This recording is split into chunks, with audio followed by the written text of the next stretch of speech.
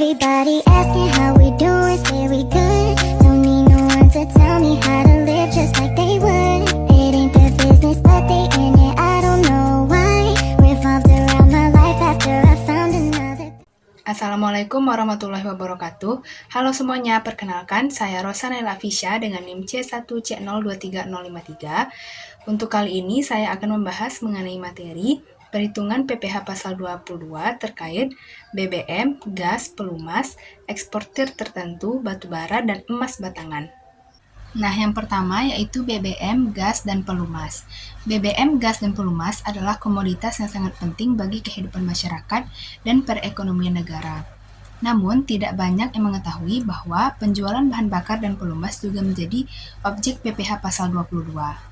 PPh pasal 22 yang bersifat final berarti pajak yang dipungut sudah merupakan pajak terutang dan tidak dapat dikredit dengan PPh lainnya.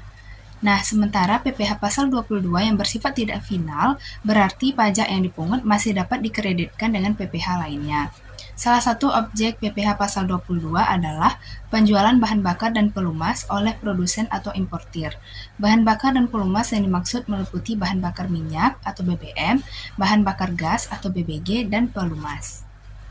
Nah, selanjutnya, pemungut wajib menyetorkan PPh pasal 22 yang telah dipungut ke kas negara paling lambat tanggal 10 bulan berikutnya setelah masa pajak berakhir. Pemungut pajak juga wajib menerbitkan bukti pemungutan PPh pasal 22 kepada pembeli bahan bakar dan pelumas. Nah, jika penjualan bahan bakar dilakukan kepada penyalur atau agen, maka PPh pasal 22 yang dipungut bersifat final. Sedangkan, apabila dilakukan kepada selain penyalur atau agen, PPh pasal 22 yang dipungut atas penjualan bahan bakar bersifat tidak final. Khusus untuk pelumas, baik kepada penyalur atau agen maupun pihak lainnya, pemungutan bersifat tidak final. Nah, sekarang kita masuk pada materi tarif BBM, gas, dan pelumas. Tarif PPh pasal 22 yang dikenakan atas penjualan bahan bakar dan pelumas oleh produsen atau importir adalah sebagai berikut. Untuk objek yang pertama yaitu BBM, untuk penjualan kepada SPBU yang menjual BBM yang dibeli dari Pertamina atau anak perusahaan Pertamina dikenakan tarif 0,25%. Selanjutnya, BBM untuk SPBU selain kriteria di atas dan pihak lainnya dikenakan tarif 0,30%. Selanjutnya, bahan bakar gas dikenakan tarif 0,30% dan pelumas dikenakan pajak atau dikenakan tarif 0,30%. Nah, untuk contoh soalnya, mengenai wajib pajak yang tidak memiliki NPWP akan dikenakan tarif pemotongan lebih tinggi 2 kali lipat daripada tarif normal untuk PPh pasal 22 tidak final. Contohnya yaitu, PT Sinar merupakan SPBU yang menjual BBM yang dibeli dari Pertamina. Perusahaan ini membeli premium sebesar 150 juta tidak termasuk PPN.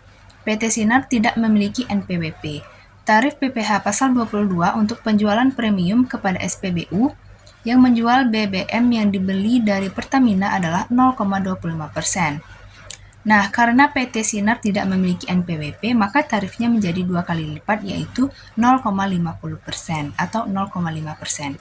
Maka PPh pasal 22 yang harus dibayar oleh PT Sinar adalah PPh pasal 22 sama dengan 0,5% dari harga beli BBM yaitu 150 juta. Maka hasilnya 750.000. Nah, selanjutnya yaitu ekspor tertentu. Pajak ekspor adalah pajak yang dikenakan pemerintah pada kegiatan-kegiatan ekspor. Objek pajak ekspor adalah barang kena pajak atau BKP dan jasa kena pajak atau JKP. Untuk JKP, pajak ekspor dikenakan pada setiap penyerahan JKP dari satu pihak kepada pihak lain di luar daerah pabean. Pajak ekspor ini dibebankan kepada wajib pajak sebagai pajak pertambahan nilai atau PPN.